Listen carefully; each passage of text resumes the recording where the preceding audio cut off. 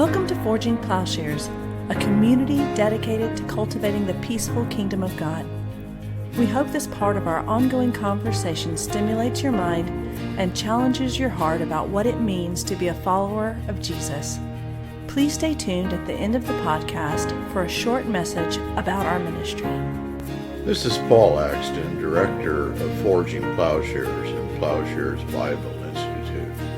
And in this conversation with Ethan Vanderleek, we discuss the work of William Desmond and its overlap or interlink with Rowan Williams. Ethan has written his dissertation on Williams and Desmond and is a specialist on William Desmond. We're delighted to announce that William Desmond is going to teach a course for Forging Plowshares on his work on metaxology and his overall philosophy. William Desmond, I think, is the preeminent living philosopher of our age. He is slowly being introduced into this country, but is clearly an alternative understanding to a classical metaphysics, but also then an alternative understanding to postmodernism and deconstruction. That is, Desmond very early on captured an alternative way, an alternative understanding.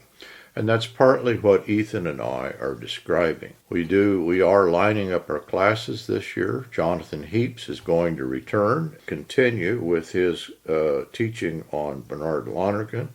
And this time he's going to take up Lonergan's method in theology. The prior course, in fact, gave us a very good introduction to Lonergan, and so this is a natural continuation of that course. I will be teaching a course on epistemology at the beginning of the year, and then Ethan will take up then with his discussion of nonviolence as it relates to William Desmond. Forging Plowshares is a nonprofit ministry, and we greatly appreciate your donations, which allow us to continue our ministry of Forging Plowshares and Plowshares Bible Institute. I'm convinced that Plowshares Bible Institute offers everyone a more in-depth education than is available anywhere, and it's available to everyone at prices that any can afford. Donations can be made on the Outreach International website, oionline.org, through PayPal or Simple Give. Our project number is FP3901. Just select our project number when donating. Hope you enjoy this discussion then on William Desmond and Rowan Williams with Ethan Vanderleek. I'm here with Ethan Vanderleek, and Ethan is a recent graduate, or you just finished. When did you finish your PhD? Yeah, I defended the dissertation close to a year ago, in October of 2024, graduated in the spring of 2025 at Marquette University here in Milwaukee, where I'm still living. I'm also a postulant for priesthood in the Episcopal Diocese of Wisconsin. And so I'm taking classes as well at Nashotah House Theological Seminary here in Wisconsin, where I'm doing my formation for Episcopal ministry. And you have a daughter?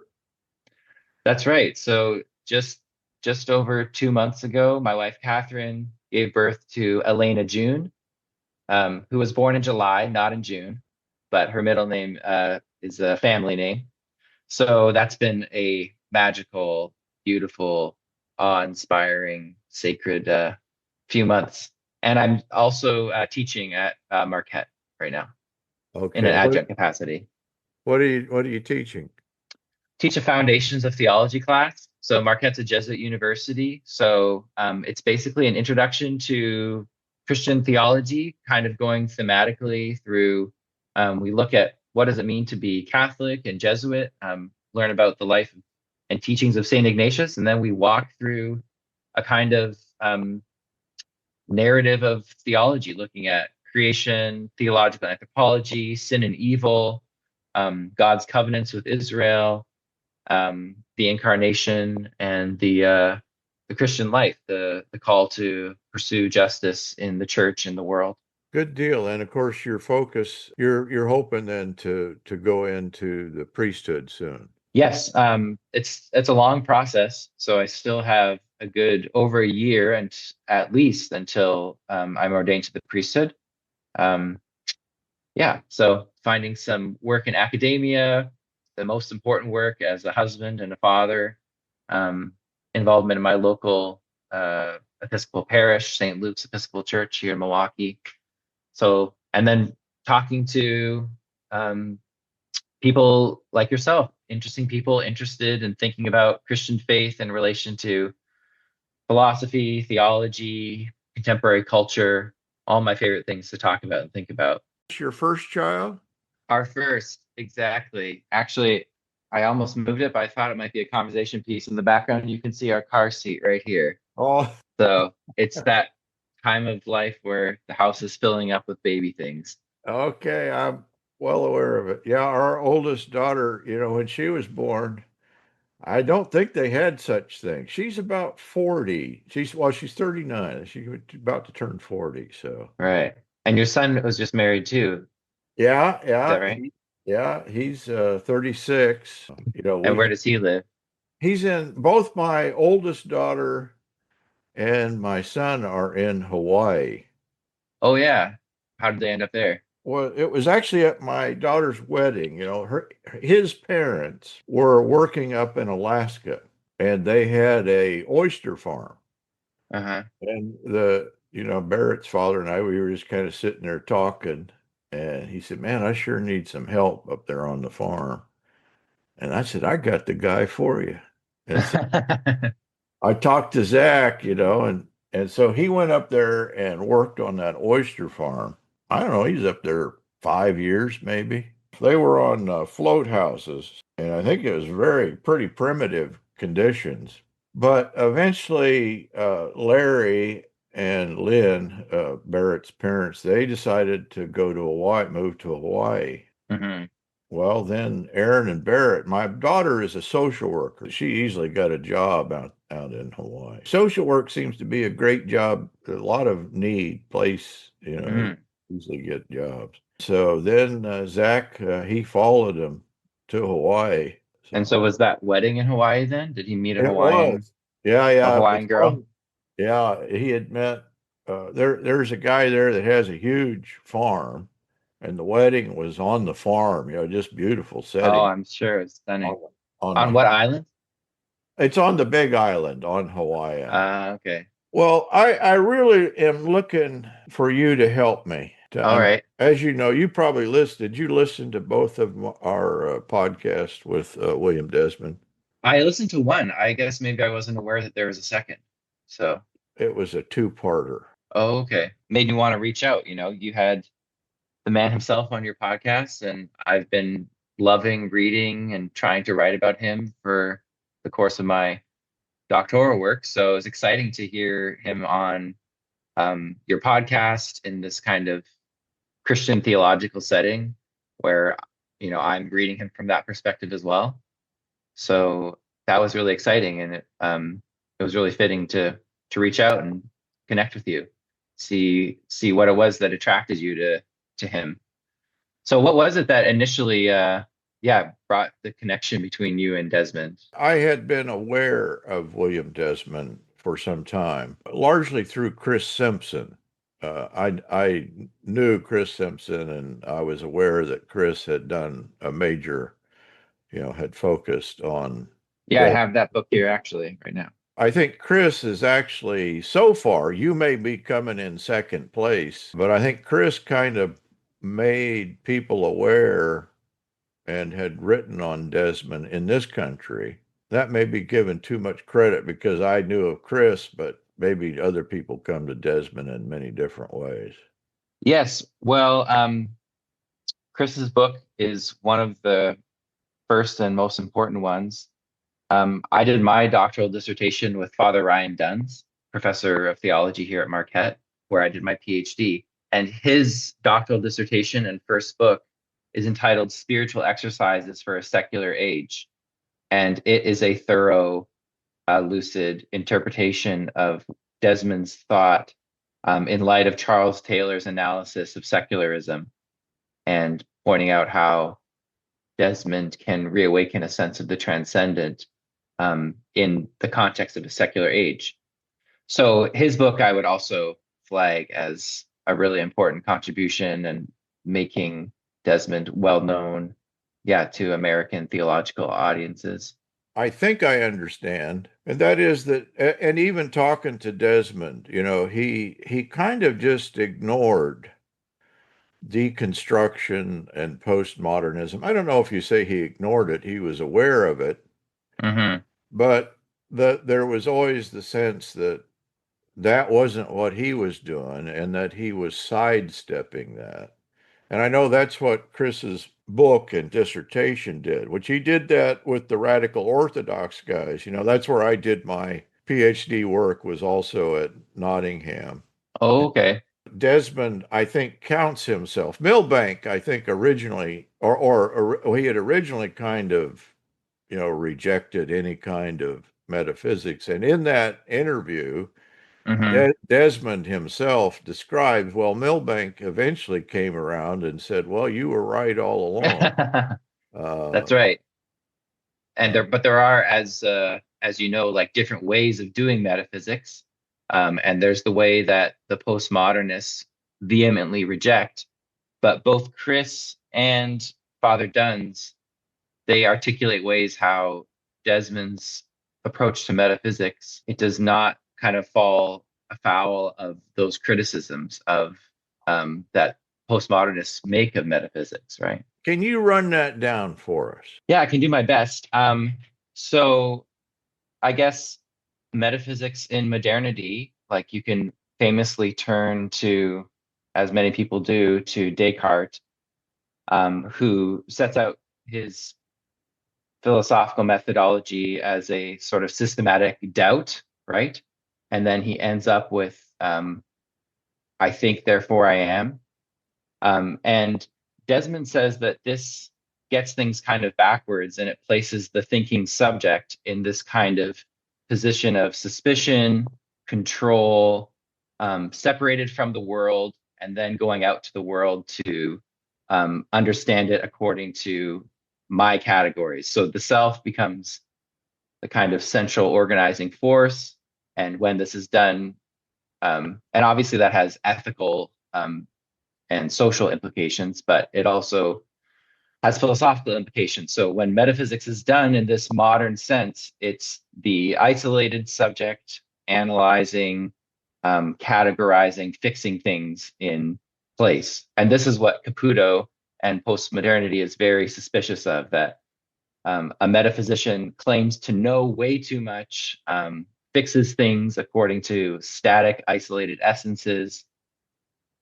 And it's also part, once again, of this kind of project, not only a philosophical project, but a ethical and social project to render reality kind of inert, meaningless, so that way we can know it scientifically and control it technologically. So that is the suspicion of postmodernists against metaphysics. And Desmond agrees largely with that that analysis, and he has his own critiques of Descartes, right?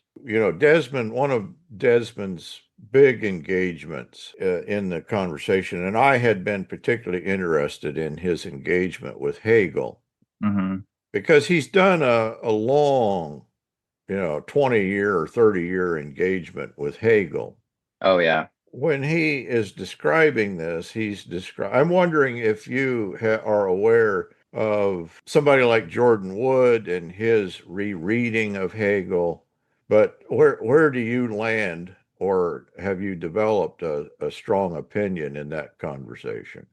I have not. I am not familiar with Hegel's writings directly. I've read most of what Desmond has written on Hegel, and he continues to say, and in the conversation that you had with him, he says, well, I have done the work. I have spent decades and decades with Hegel, and just kind of sees him as still doing metaphysics, philosophy in the way that I just described, about how ultimately in the end, self is at the center, enduring otherness is overcome.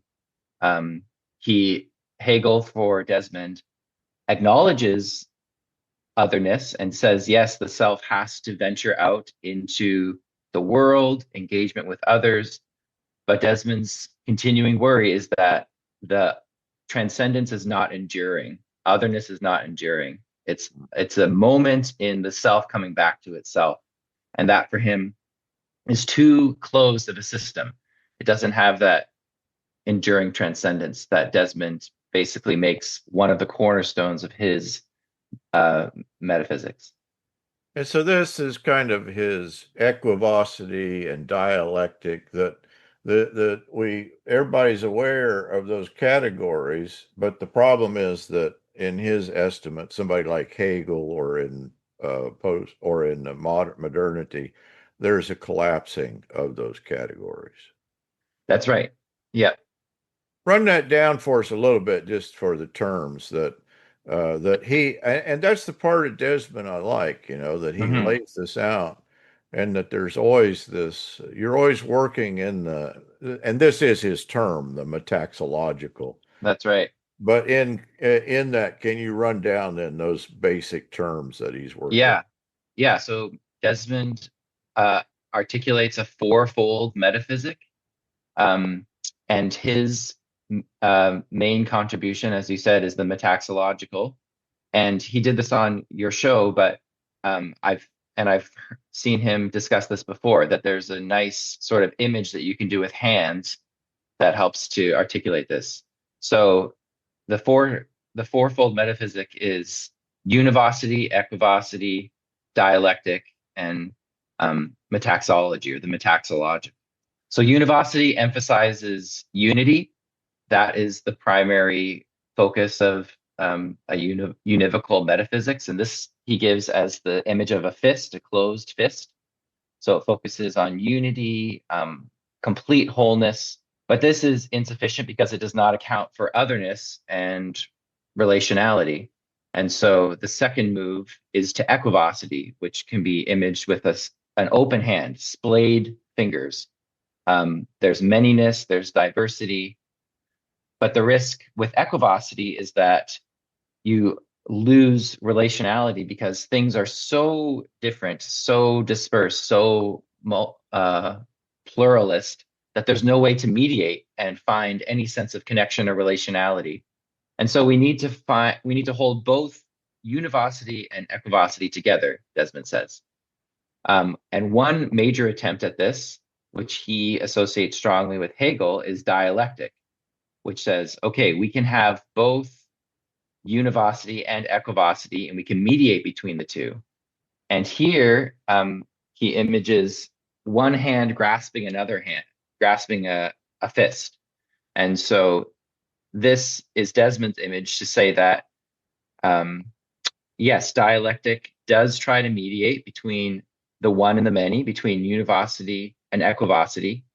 But he says that equivocity is not given its full honor, or it's not really respected, because dialectic, as we just said, it ultimately, for Desmond, resolves back into a unity. It's almost univocity that has journeyed through equivocity but returns to a total unity.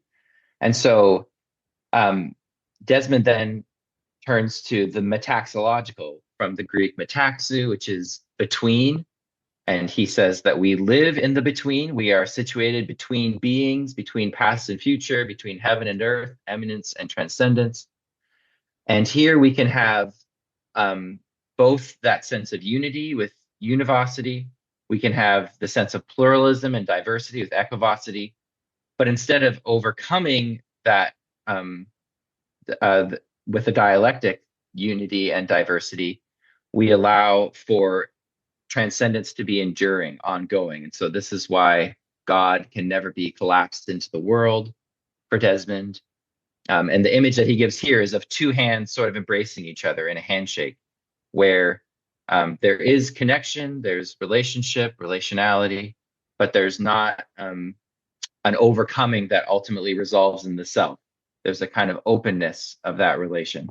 And so that's the metaxological that he develops most thoroughly. And in this, just I think you could duplicate this conversation. I hadn't read, had you ever read Ian McGilchrist? I hadn't until just No, recently. I haven't. Though I noted your blog post on it, and I was a little bit familiar with his writing because he visited Regent College, where I was a seminarian. And yes, the master and his emissary. Well, you can describe more of it. I saw that you did a blog post on it. So. Well, I recognized in McGilchrist the same thing that I had recognized in Desmond and other places, that, this kind of the closeness and the openness. And of course, what McGilchrist is doing as a brain scientist is saying, well, actually, this is just the way our brains work, that Uh-huh. our left brain and right brain. I have to admit, I was very suspicious. I hadn't bothered with McGilchrist. Hmm. Because when I was in Japan, there was a guy, Tadanobu Tsunoda was he was probably the most famous scientist in Japan who did brain studies. And he got a little carried away, with the whole left brain, right brain, saying, well, we Japanese, we have perfect harmony in our brains, and that's because Hmm. we speak the Japanese language. But anyway, so I Hmm. had become a little suspicious, but then I picked up McGilchrist, and he's very cautious, and he's actually delving into the science. But the picture is then that an understanding of a developed right brain sensibility, that what Desmond is calling this, this kind of the transcendent, that our right brain, that our ability to always be open to the new, uh, Hmm. to a developing understanding, tends to be shut down by the left brain, that wants to just systematize. He uses the term abstract. And of course, Hmm. what we mean by abstract is you just subsume it into a hard system. Hmm. And so I thought, well, yeah, that's kind of our problem. And maybe we're just built that way, that we tend to get out of balance. So I'm wondering, with your stuff, you're focused on the self Hmm. and on the personal. Can Hmm. you run down then, in your understanding, between Desmond and Rowan Williams as the other major figure, Hmm. both the sickness that we may have Hmm. connected then with these various categories of the self, Right. and then what you see as the I don't know, what would you say, the full self, the harmonized? Hmm. How does Desmond, what does Desmond refer to as somebody who's healthy? Hmm. Right. Well, he calls that the agapeic self. And so his fourfold metaphysic that I just described maps onto what he calls the idiot self, the aesthetic self, the erotic self, and the agapeic self. Um, but I can start by saying that Pope Francis gives us a helpful diagnosis, I think, of the sickness, and especially in contemporary culture, when he talks about throwaway culture. And so, and here I kind of think that there are two twin problems. And we often hear about the problems of extreme individualism in the modern and postmodern world, how people are withdrawn into themselves, pure consumers. And Pope Francis gives us a helpful description of that with throwaway culture, which is what it sounds like. We absorb the world around us, we take things from it. Things have no meaning until we take them into our lives, our homes. We make use of them as they bring us pleasure, purpose. We give meaning to them, and then we throw them away. And so there's not this kind of enduring respect or relationship between self and world. And this is the problem of extreme individualism. But the twin problem is what I call collectivism, which is that people themselves are thrown away. It's not just objects, we are creating mountains of trash. We are polluting the atmosphere with millions and billions of tons of carbon. But we also throw people away given different economic and political systems. And so that means that individualism actually becomes the privilege of a wealthy elite who can enjoy absorbing things, casting them aside. But the vast majority of people are just a blip on an economic, economic data. They are just a vote that you're trying to get in a political system. They're just an employee that you need to do this or that bit of labor. And so far from being too individual, in some ways, we're far too collective. People are not respected. They become objects, right? So, and this refers back to the philosophical distinction between subject and object, where you have some people who are extreme individuals and they're pure subjects, isolated from the material relational world. And some people are just objects. They just belong in impersonal systems of economics, politics, environmental concerns. So that's the problem, I think, that we find ourselves in here. So the sick self, maybe that if I would say the same thing in a Lacanian psychoanalytic framework, that, he sets up the tripartite self. And of course, in Lacan and Zizek, really, there's only sick. Right. Sick selves. I don't, right. But the way that in a symbolic, or in what Freud called the superego, which I think in somebody like McGilchrist, that it is kind of the left brain, but this kind of that we want to, in a sense, we want to bring everything down to the same in terms of Desmond.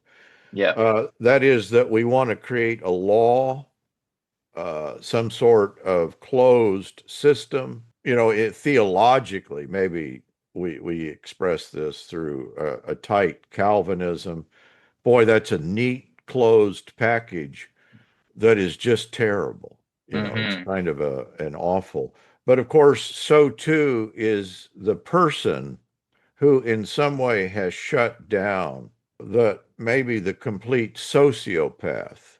I guess we can be sociopaths in many ways, but a complete lack of empathy for the other, a complete lack of ability to put ourselves in the shoes of another person. Actually, the thing I think as little kids we're all born with, that almost, that we have this natural empathy. And am I categorizing this right, that in Desmond, that would sort of be the closed off univocity of the system? That's right. Yeah.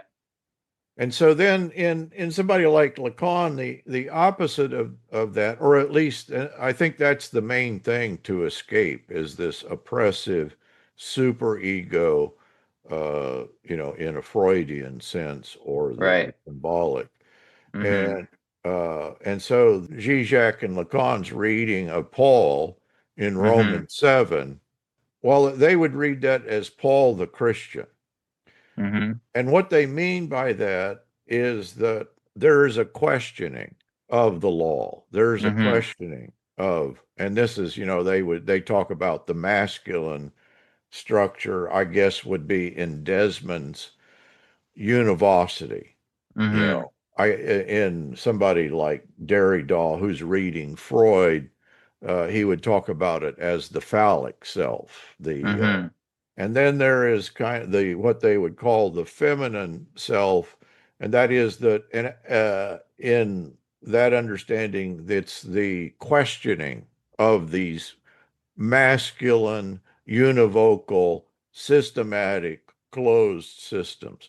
And so in Freud and Lacan and Zizek, really it's just the questioning of these structures. But Desmond, he has a more positive understanding. How would you describe his passage beyond the univocity into the equivocity? Right.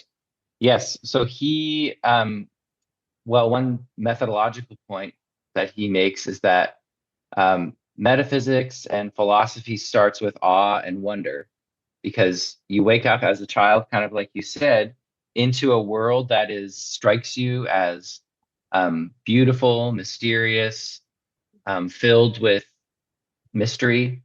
And so there is this otherness that confronts us kind of from the very beginning. And it's an important spiritual and, for him, philosophical discipline to remain open to that otherness, which is not ultimately for him a terrifying, violent otherness, but it is a sort of peaceful network of creatures where we can belong in a beautiful world and find meaning and purpose, not by absorbing things into our own philosophical or personal systems, but being patient with things, paying attention to things and to other people especially.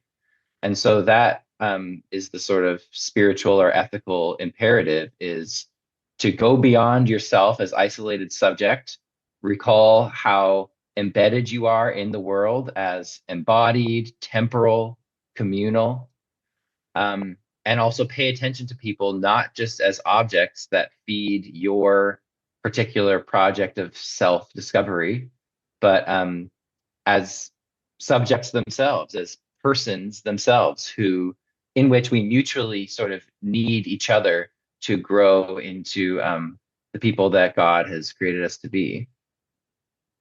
The thing that you bring out, and this would be my significant thing. In other words, I really like Desmond. I like what he's doing, but you're not uncritical. Mm-hmm. And so tell us, what do you see that's lacking in Desmond that's Mm-hmm. filled in by Rowan Williams? Mm-hmm.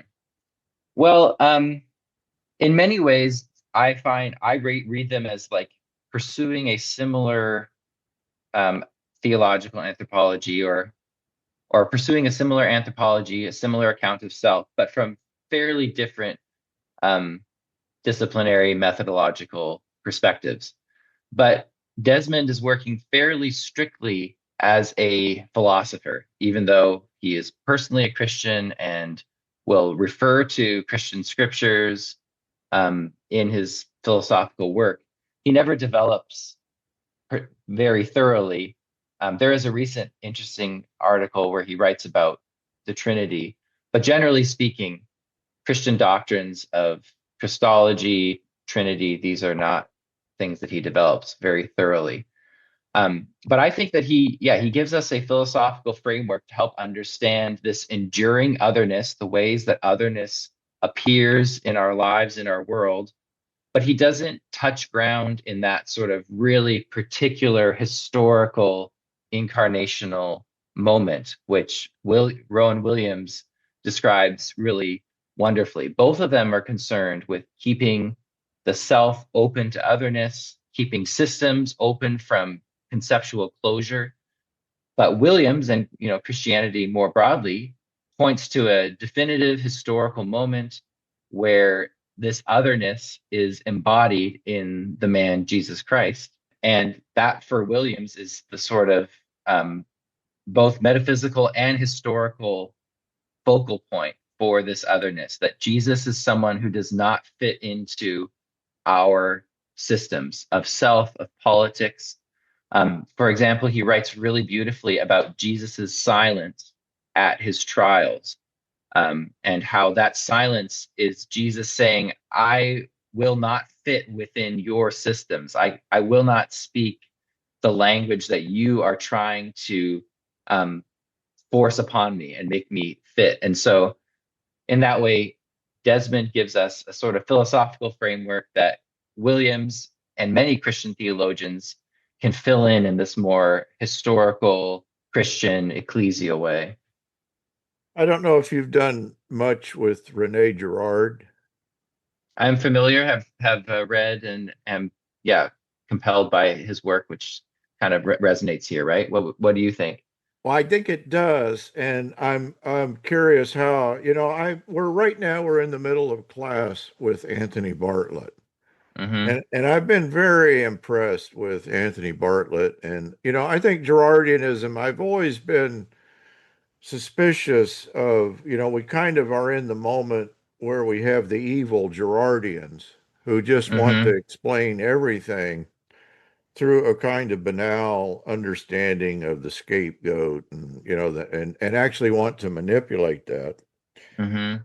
And so it's not like I think we just need to always talk about Rene Girard, but I think at this point, Girard may be important, especially then in light of the way that Anthony Bartlett is developing him in Mm-hmm. a philosophical understanding. And that is that I'm never quite sure with William Desmond because I know he's a Christian and I know he's thinking of Christ, but he's not bringing that as far as I can tell, saying, well, this is the one in whom we escape either equivocity or univocity. And of course, what Girard is tracing for us, and if you go through the history of Western thought, somebody like Martin Heidegger is tracing the history of Western thought through the logos, through the word. And of course, what Heidegger is doing as a devout Nazi, I always just think, anybody that wants to save Heidegger, I think is misunderstanding. No, he's not just a Nazi because that's convenient. His thinking is Nazified. Mm-hmm. He needs violence. Mm-hmm. He never is repentant of the Mm-hmm. violence of Adolf Hitler. And you can trace that then in and through his engagement with Heraclitus and the history of the Logos. But of course, this isn't just Heidegger's problem. What Heidegger is doing, and many theologians are going to follow him in this, is just to say, well, the Johannine logos, in the beginning was the word. Oh, what a brilliant entry into Greek philosophical thought. Well, no, that's precisely what John and what Jesus is not. Mm-hmm. In other words, there is this system in which in which the violent identity through difference reigns. And I think that is the equivocity and univocity, that we approach the difference and we get the system up and running through the difference, and then the difference collapses. But of course, what we're describing is not some sort of vague philosophical system. This is the way culture works. This is the way that we work as human beings. This is the human sickness. Mm-hmm. I mean, to put it too simply, what is the human predicament? What's wrong with us? Well, I think that we're caught in this violent system of othering and reducing the other, equivocity, univocity, Mm-hmm. that that really explains the anatomy, the genealogy of violence at the root of culture. Mm-hmm. And I wonder a little bit if Desmond is not allowing for or noting then that this isn't something we just think our way out of. Mm-hmm. How would you respond to that? Hmm. So you're questioning whether Desmond is sort of still too theoretical and not kind of rooted enough in cultural analysis? Well, yeah, I guess that's it. And in the specificity of the work that Christ does. Mm-hmm.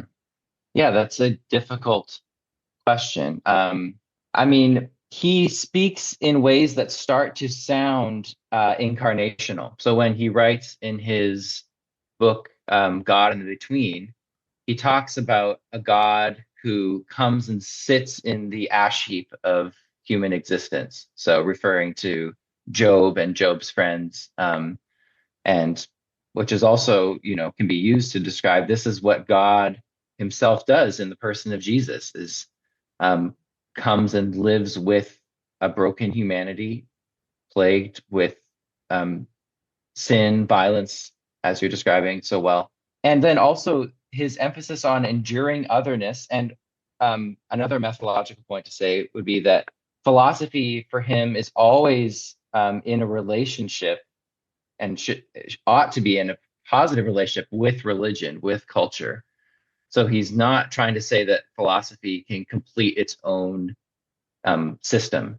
That's why one of his early books, a really brilliant book, is called Philosophy and Its Others, basically saying that philosophy needs to always be engaging with its others, different vocations, different ways of thinking about the world.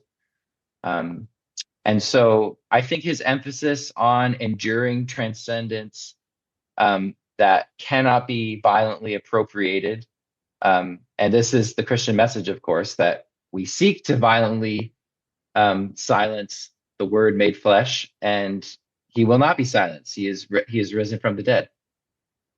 And so I think that, yes, Desmond's work is sort of a philosophical foundation. But on the other hand, you could also read it as a philosophy that works in light of that Christian faith, even though it's not explicitly sort of said that I'm going to do philosophy as if Jesus is risen from the dead. There's a way in which that is, I think you could see Desmond doing that. You're thoroughly familiar with his corpus, but you feel that, but even you feel that Rowan Williams steps in here with a specificity. So to explain how it is that through bringing Williams into Desmond, that perhaps the strengths and the weaknesses of both are then addressed. Right. Well, I mean, Desmond, as I've been saying, writes from a philosophical register, but he writes really beautifully about things that can be translated in different ways into a Christian framework. So, for example, he talks about the community of agapeic service, and he never mentions the church, but this is what it means to be an agapeic self, is to be in this community where you're not subordinating people to their role within a determining system, but you're celebrating people, seeing them, paying attention to them as whole persons in themselves, trying to elevate them so they can offer their gifts to the community.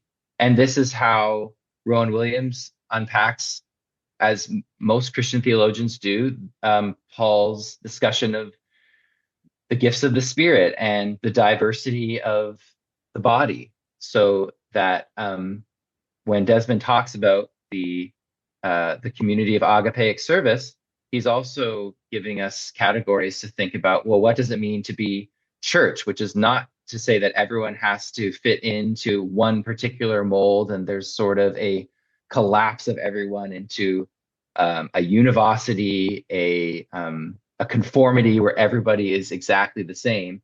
But there is a genuine diversity of gifts, of perspectives. We need each other, even when we are in disagreement with each other. That's perhaps when we need each other the most. Anyway, so that's, I think, one example of how Desmond's philosophical thought translates nicely into like an account of the church, which Williams thoughtfully provides. In other words, I think that what Williams does that maybe and I'm maybe saying too much here, and that is that if you take into account the just the desperate situation of the human predicament, that the reality of whatever you want to call it, our failure, sin, our fallenness, however you account for that, that it clearly has an incapacity that is completed in Christ, in my understanding. And that incapacity then is this thing that is described. In other words, I think that the Cartesian metaphysics, this foundationalism, I know a lot of people just say, oh, well, that's a period that we pass through. But to me, what Descartes, the brilliance of Descartes, is that he actually, not knowing what he's doing, but captures the human predicament, the human Mm. problem. Mm-hmm. I think, and this is Lacan and Zizek's reading of the Cartesian moment. Mm-hmm. You can either go with the thinking, the kind of the equivocity, or you can go with I am. I Mm-hmm. think, therefore I am. There's two I's here. Mm-hmm. There is then the drive to get at the thinking thing. There is the drive, if you think of the child looking in the mirror and they see themselves in the mirror, Mm-hmm. and I don't know if in Freud, this is the positing of the ego. Mm-hmm. And that ego is that static thing that I would grasp. I would, I need to, I think our drive is to, in some way, a mistaken drive to arrive at that static object in the Mm-hmm. mirror, Mm-hmm. to arrive at stability. And of Mm-hmm. course, stability is the wrong word because the grave deadness is really what, I think we're confusing the stable and the dead. Mm. And so in Paul, this gets taken up, the dead letter, the Mm-hmm. letter that kills. And actually, the word there is scripture that kills. Mm-hmm. I think that's our natural tendency, whether we're what whoever and whatever we are. That even, and unfortunately, I'm afraid that's the failure of Christianity in many of its, that we get stuck on arriving at this object, this thing. And I think that Desmond, in that, he always maintains this kind of, I think that's the beauty of Desmond. Mm-hmm. There is always the sensibility, well, that's not being. Yep. I think part of the discussion here is in metaphysics, we're talking about a being on the order of a Heideggerian understanding, or a kind of the cadaver in Girardian terms of the victim, Mm-hmm. that we imagine that all meaning flows from the static cadaver, this dead Mm-hmm. letter. Mm-hmm. And I just see Desmond as his whole philosophy is describing then an escape from that deadness. How would you respond to that? Yeah, I think that sounds right. And both Desmond and Williams drawing here on Augustine, I think, if I can try to rephrase what you're saying in terms of selfhood, we have this desire, which is a sickness ultimately, to sort of arrive at this stable point of selfhood that I can, in some way, either through outward activity or inward introspection, come to this stable point where I am totally at one with myself, where there is no threat, there's no insecurity. Ultimately, there's no relationship, which sounds, yes, like death, right? Yeah. And that is the self which we think we are trying to pursue. Both Desmond and Williams hugely influenced by Augustine, and the Confessions, in some way, is a series of attempts to arrive at that point of the self where Augustine is totally at one with himself, and pointing out again and again how this project fails, how there's no kind of, you can't dig deep enough into yourself and find an isolated subject who is not already addressed, already called by God. And so both Desmond and Williams work this out, I think, really beautifully, in that there is no self prior to God's call. And that means also there's no self prior to your embeddedness and engagement with the material social world in which we find ourselves, which means that yourself is not this private thing that then enters into relation with others around you. The point is the engagements with others. That is the reality which is going on. It's not as if you have to dig past all that sort of extra social stuff to find my real true self. No, the true self is the self called and created by God, and called and created by God into relations with others, with other humans, with the material world around us. Yeah, that's good. I like that. The reality that we have in Christ, the participation, the indwelling. In other words, I don't know if you can, I know Williams would never presume to say any of these things without just saying, well, that's what it means to become a Christian. Uh-huh. That's what it's supposed to mean. That Uh-huh. there is entry into this, into the participation in a Trinitarian relationship. But you're Mhm. saying Desmond has kind of arrived at the same understanding. Yeah, that's right. And so that's why I read Desmond like in a theological lens. Like he talks about how at the foundation of self, the most intimate interior place you can go, you discover yourself called, summoned, right? Called into existence, not self-creating, not isolated, but always drawn out of yourself in a response. And this is why to be human is to be participant in the eternal Son's response to the Father, because in God Himself there is this this dynamic calling of Father to Son, perfect response, which is the love and diversity of the Spirit, and that Spirit is at work in creation, calling all people, which is to be, the unity of humanity called into by the Spirit, the Son's relation to the Father, which is why we can pray, Our Father who art in heaven. And that is what it means to be a creature, is to participate, our human creature, that is to participate in that uncreated relationality. Really, another way of describing the same conversation is in our relationship to embodiment. Hmm. If you think of this in terms of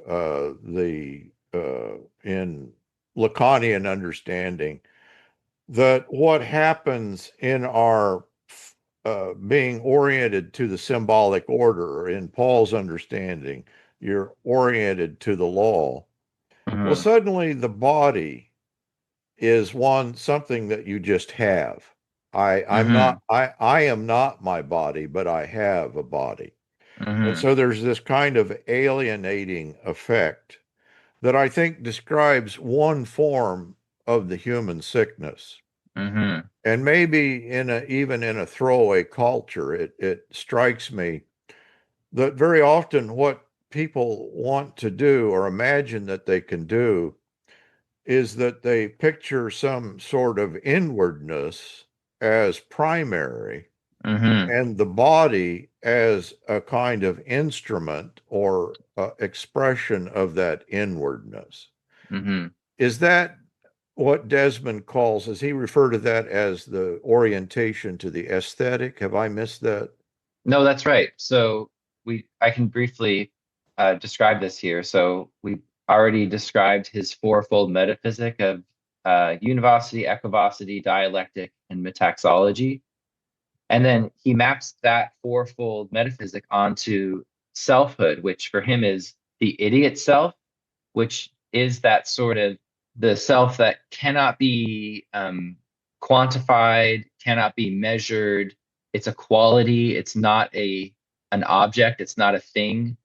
Um, but the idiot self for him is never isolated. That would be an impossibility to be isolated from the aesthetic self, embodied, temporal. And so, yes, to be human is to be thoroughly embodied. The idiot self is not an object that you can retreat to, but it's sort of a quality of the body, which is that I can ask you like how old you are and how tall you are and physical, things that we can measure. But in encountering you as embodied, there's also something that cannot be grasped, that cannot be fixed according to my parameters of measurement, the projects that I have for you or other people in the world. So for him, the body is one of these things that is always escaping our ability to manipulate and control. It's the body is this kind of transcendence that isn't just a pure object that I use, an isolated subject using my body, but it is constitutive of who I am as a person, as a creature of God. And the opposite of then this kind of idiot self, or in Lacanian terms, the one, if I'm understanding Desmond right here, the kind of the parallel is the focus, the symbolic self, or the masculine, the phallic self. The opposite of that would be one who is completely absorbed in, kind of the Don Juan, the one who is caught up in physical desire in the body. So describe that in Desmond terms.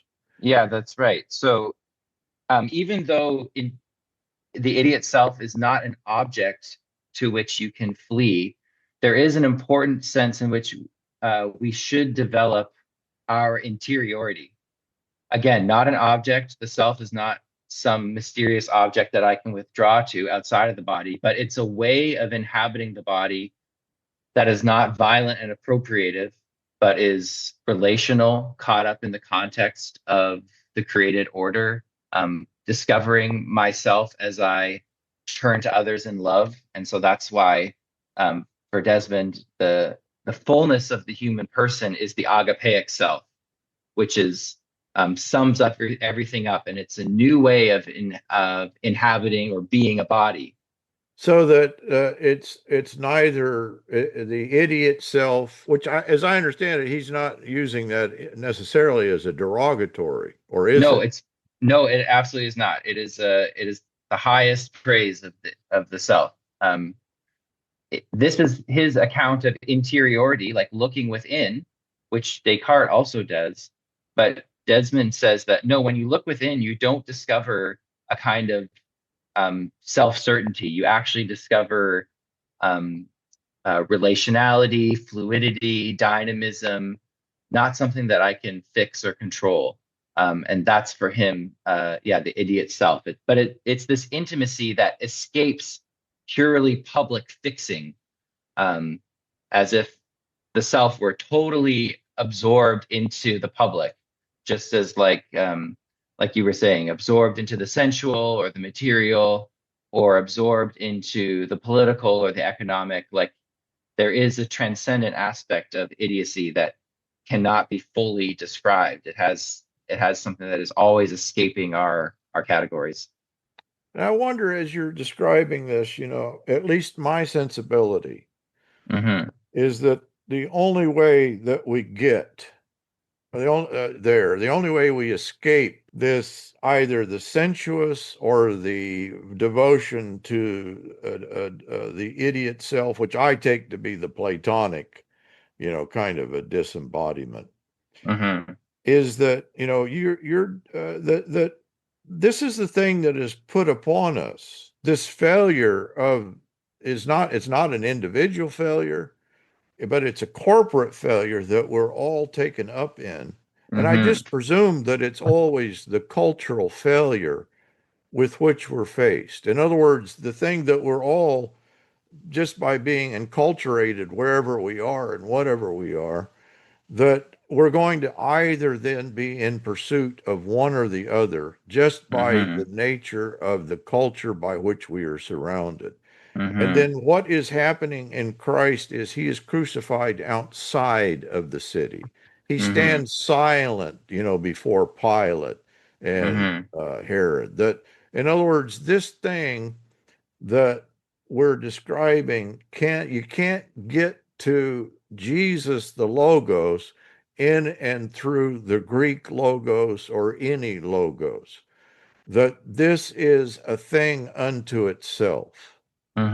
It is an alternative place, an alternative kingdom, an alternative culture. Have I Yeah, taken Desmond further than he is wont to go?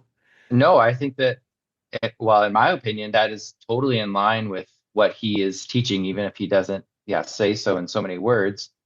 And then I would also mention that for Williams, right, you encounter Christ, that otherness of Christ.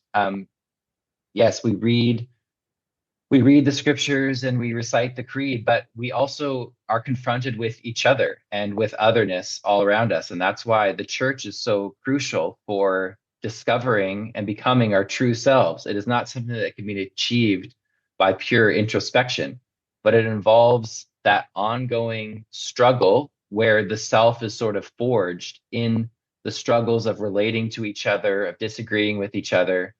And then when you learn that in the church, you are also learning to encounter Christ in non-Christians, in the world around you. And that's why encounter with other cultures, other religions, the material world, which we are, destroying at a alarming rate. These encounters with otherness, for Williams, that is also where you actually encounter Jesus. You read the stories of Jesus. We participate in the sacraments and are part of the church to have our relations with all creation transformed. So we start to notice Jesus everywhere. Part of this discussion you mentioned, you talk about personalism. Hmm. I'm not, as much as I think that's what we're talking about, but can you run down how that historically, that understanding of personalism ties in? And of course, I think, am I mistaken to bring Bulgakov and a Russian Orthodox influence upon Rowan Williams Uh-huh. into this discussion?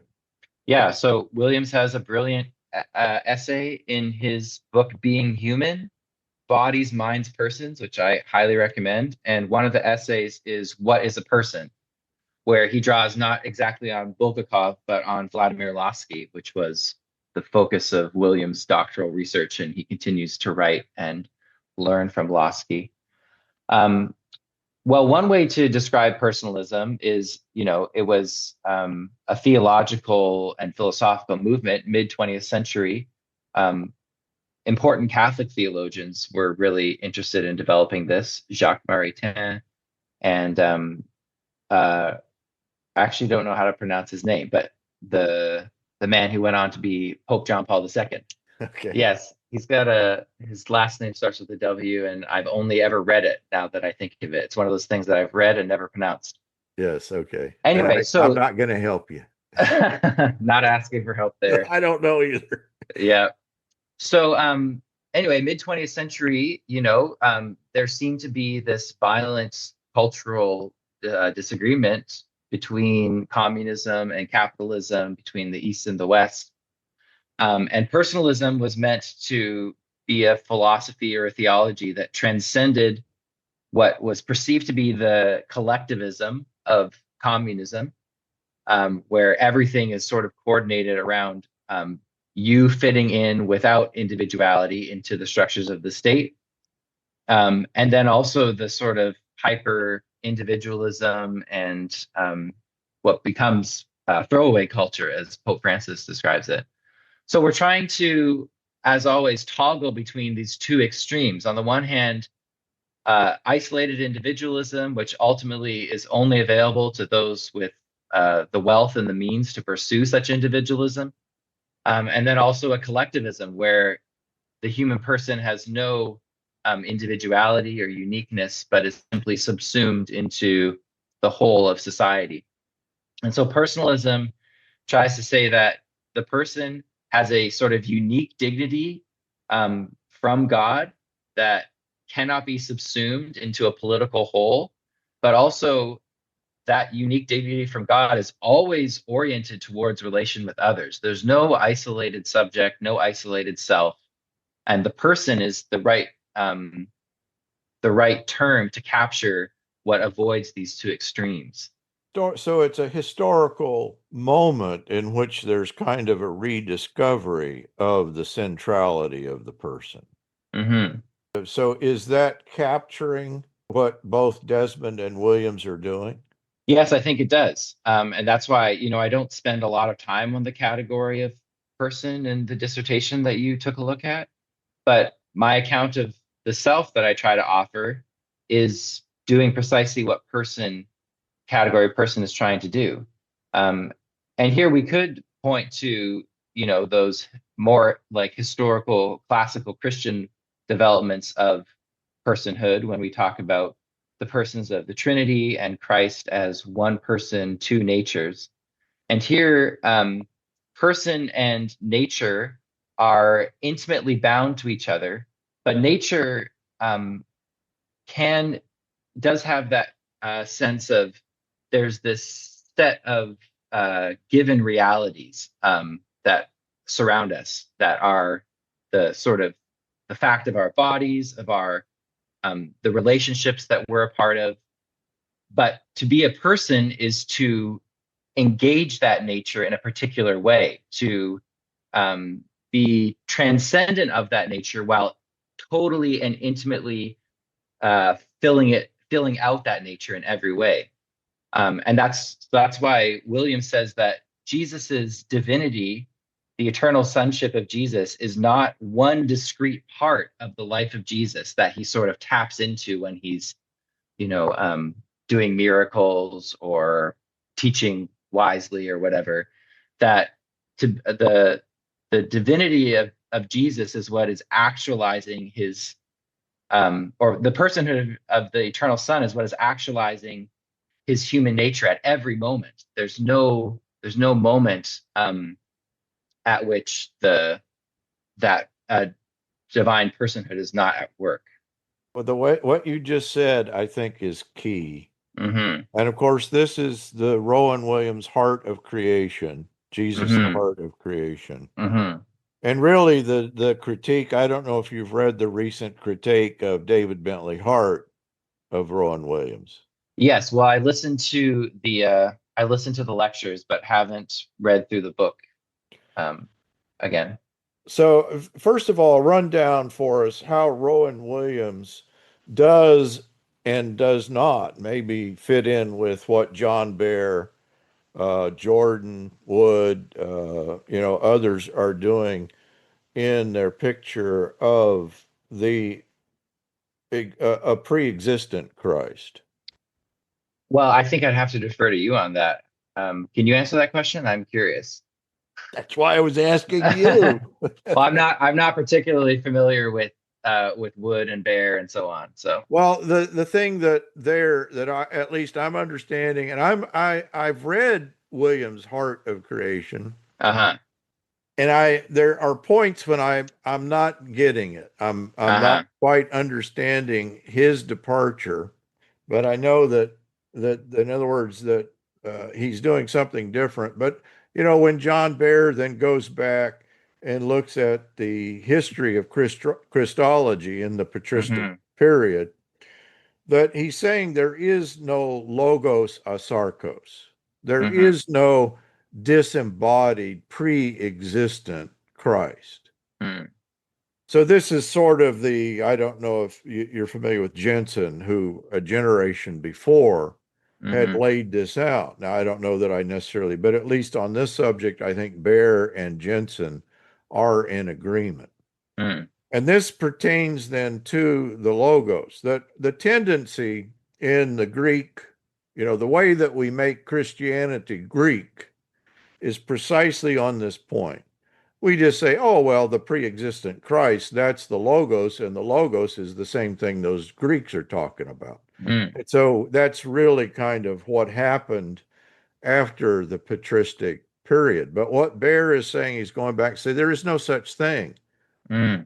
Nobody's talking about a disembodied Christ, a Mm-hmm. Christ, but that Jesus Christ is the second person of the Trinity. Mm-hmm. Ron Williams is, I think, there in his own mind that he is I don't think he really distinguishes what he's doing from what the John Bear and others are doing. But I Mm, think that he's nuancing it slightly mm. differently, that he does want to, but I'm curious, does that resonate? Am I describing, how would you see Williams' picture of, and I'm not getting it. I'm not Mm-hmm. understanding that he wants to not quite align himself with Bear, but he also then wants to fit, he likes that conversation. Mm-hmm. Yeah, that is a bit beyond what I have knowledge of. Um, what I could say about the the Christ, the Heart of Creation book that I find so um, powerful is this kind of spirituality that he says, in the same way that the uh, the eternal sonship of Jesus is not a aspect of his life. It is the all-encompassing sort of um, unity of his life. That the entirety of Jesus's life lived towards the Father, the embodied eternal Son. That this is an invitation for us to have our whole lives not just be have one discrete part that's separated for religion or spirituality while the rest of it is focused on preserving ourselves, but to make our whole lives as Jesus's was and is, make everything about us this sort of vulnerable offering up to God the Father. That Christian spirituality is not does not belong to one part of our existence, but allows us to embrace all of our finitude, our mortality, our weakness. Um, and that's what creates a different type of community, a community that's not built up of, pumping each other up, or that's not built on pride, but is instead established on vulnerability. Augustine does this so beautifully in the Confessions, and it's really modeled on the vulnerability of God himself in Jesus. The way that Robert Jensen puts it, and I think Rowan Williams is there, and that is that the story of Jesus is the story of God. Mm-hmm. Does that sound too heretical? No, no. And I think that we can participate in that story. We are part of God's story insofar as we also live these lives of vulnerability, connecting with others on the margins, on the fringes, creating and being a witness for peace where there's just violence and exclusion. Yeah, so in that, I do think there is a difference. And, Jordan Wood has been very critical of Rowan Williams, but I think that what you're saying is the key thing.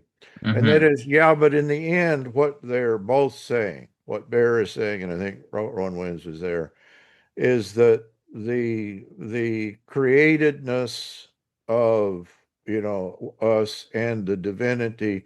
In other words, you don't, I think that in the sort of the logos sarkos, or the idea of a disembodied Christ, that Mm-hmm. what we get in that form of Christianity is this kind of disembodied, Mm-hmm. then we can play the philosophical games. Mm-hmm. We can just say, oh yeah, Christianity, that's more Platonism and Neoplatonism. Mm-hmm. And it's not anything different. There is this kind of singular world and a singular reason and a singular logic by Mm-hmm. which we can do Christianity, and we just fit our Christianity into this. Mm-hmm. As Christians, what we're saying is, and in this, I appreciate Karl Barth's nine. No, Mm-hmm. Mm-hmm. no, we're not. It's not more of the same. Mm-hmm. It's a departure. You don't escape, in terms of Desmond's terms, equivocity or univocity by just thinking real hard, by Mm-hmm. doing a real serious philosophical Mm-hmm. project. Yeah, yeah. That you got to be converted. Yeah, and that conversion is not an individualistic, spiritualistic thing. It's conversion to the people around you, to the culture and material world in which we live. That is where God is calling us to be active, to be creative, to seek out new relationships, right? Relationships with the poor, with those who are hurt and suffering. That is where God is to be found. And that's where our interior selves become most fully themselves in their exterior engagements. We only are who we are in relation with others. Um, and then to kind of bring it back to Desmond, like he does offer, I think, a form of natural theology, which is exactly what Karl Barth was raging against.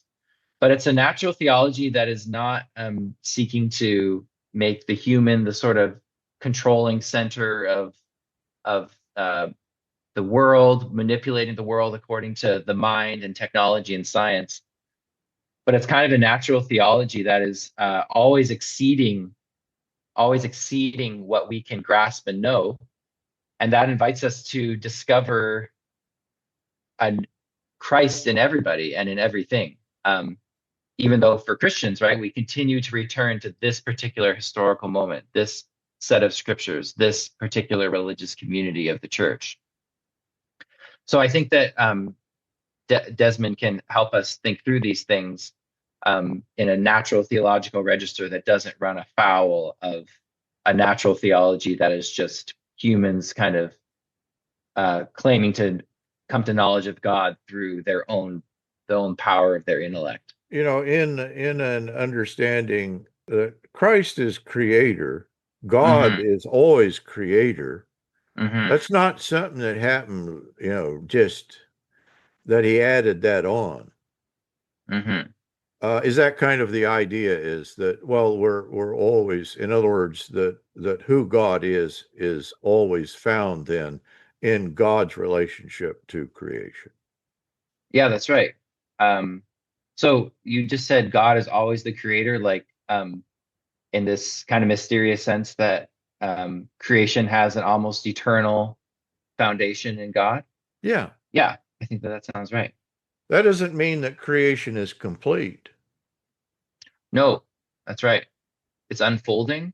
Bulgakov is brilliant on this particular matter, where he says that God is three persons who have their common nature, the divine Sophia, and we are the divine wisdom, and creation is the creaturely Sophia, creaturely wisdom.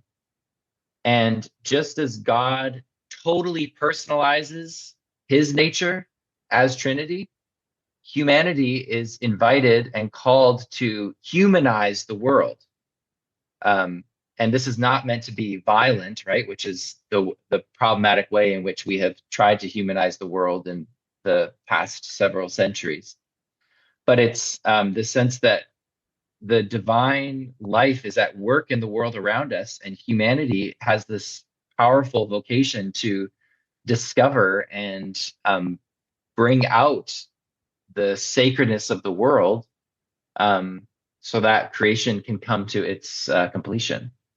And I think that speaks both to the Girardian moment and to the kind of human failure and predicament. It's not that the beginnings that we may have in the scapegoat, in the cadaver, in the deadman is the true beginning. In other words, that beginning is already being fulfilled and displaced and reworked. That the trauma of the human condition, if you want to think of it in a psychoanalytic sense, that we can live our lives in the trauma that we all may experience or the terrible things that have all happened to us. That can more or less just shape who you are, and that can be a permanent condition. But what we're saying about our understanding in Christ is, and what's true of us individually is true of us corporately. Well, no, we're being created, we're being recreated, that we're Mm-hmm. being fulfilled. And those things that personally may have marked you, may have scarred you, that's not who you are. That's not, Mm-hmm. and so too with the creation itself. There is an unfolding, a fulfilling, a displacing of what we Mm-hmm. might think is an enduring reality. Mm-hmm. Wow, it's really beautifully put. Um, yeah, it's really beautifully put. And yeah, for us, like you said, there's like a way in which creation is still ongoing. It's still coming to its completion, and sin and evil are kind of a detour along the way. We've tried to, maybe kind of complete ourselves, be self-creating, but what we're invited to is that the vulnerability that Jesus shows us, and in that vulnerability, we can act creatively, love creatively, work for justice creatively. Well, it's been a wonderful conversation. I feel like we soared. I think so. I think so. Thank you so much for being generous and having me on. I'm still struggling to find my way through my intellectual and professional and academic um, journey and vocation.